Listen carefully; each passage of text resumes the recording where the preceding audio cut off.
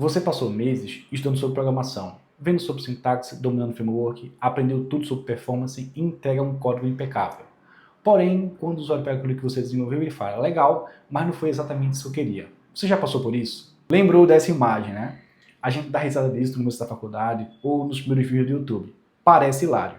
Mas quando você vai para o mercado de trabalho, percebe que isso acontece com muita frequência no ambiente de desenvolvimento de software. Nesse vídeo, eu vou te mostrar o porquê o mercado está cheio de programador bom, que não entrega valor, e como a habilidade de ouvir vai te colocar na frente de muita gente.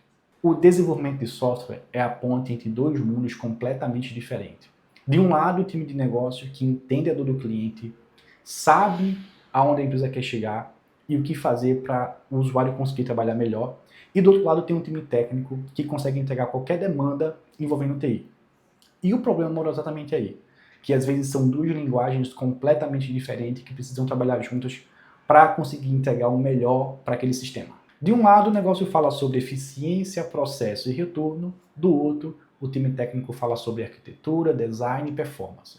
Se você colocar duas pessoas com idiomas diferentes para conversar sobre o mesmo assunto e não tiver um intérprete no meio, o desastre é inevitável. Acompanhe esse cenário que acontece com muita frequência. O time de negócio chama o PO e fala assim, preciso de uma tela e um botão para cadastrar lead no sistema. A ideia é converter o lead em uma conta.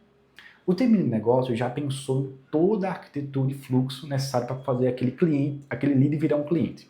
Então ele já idealizou prospecção, qualificação, envio de e-mail. Afinal de contas, é comum para ele entender que um lead parado de uma base não serve para nada. Mas o que o time técnico ouve? Cria uma tela, faça um botão para cadastrar lead no sistema.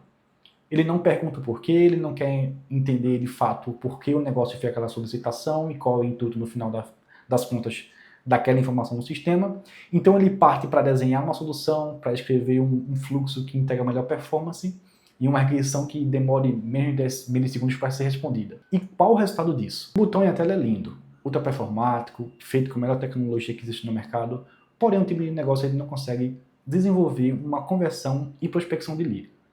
Daí o time técnico passou vários dias pensando em desenhar uma solução funcional, porém que não entrega nenhum valor para o negócio. Sabe qual é a primeira etapa no desenvolvimento de software? Não é abrir o VS Code, não é pensar em arquitetura, não é desenhar o banco de dados. A primeira etapa é simplesmente ouvir bem. Desenvolver bem é a sua obrigação.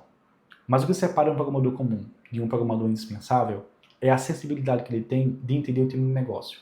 O mercado está cheio de programador escovador de bit, mas que não entende o contexto da empresa. Quando você aprende a perguntar o porquê antes de como, sua carreira muda de nível. Agora vamos lá. Como evitar cair na armadilha do balanço da árvore no seu dia a dia como programador? Anota aí 4 regras. A primeira, pergunte o para quê. O propósito.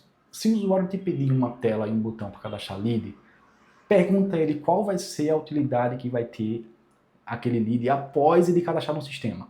Regra 2, valide o óbvio. Nunca assuma que algo é tão óbvio que não precisa ser dito. O que pode ser óbvio para o time de negócio pode não ser óbvio para o time de TI, e vice-versa.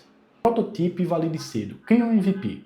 Nunca saia desenvolvendo alguma coisa, na melhor solução, sem antes validar com o time de negócio se realmente é aquilo que eles estão desejando. Por muitas vezes você gasta um esforço danado produzindo um código rebuscado, um componente muito performático, e no final das contas não era aquilo que o time de negócio queria e você vai ter que refazer tudo. Fale a língua do usuário e seja claro com o time de negócio. Por muitas vezes você entra numa reunião que envolve o time de negócio e começa a falar alguns jargões ali que envolve o time técnico e aquilo não fica claro para o time de negócio e acaba perdendo ali o entendimento do que de fato vai ser feito.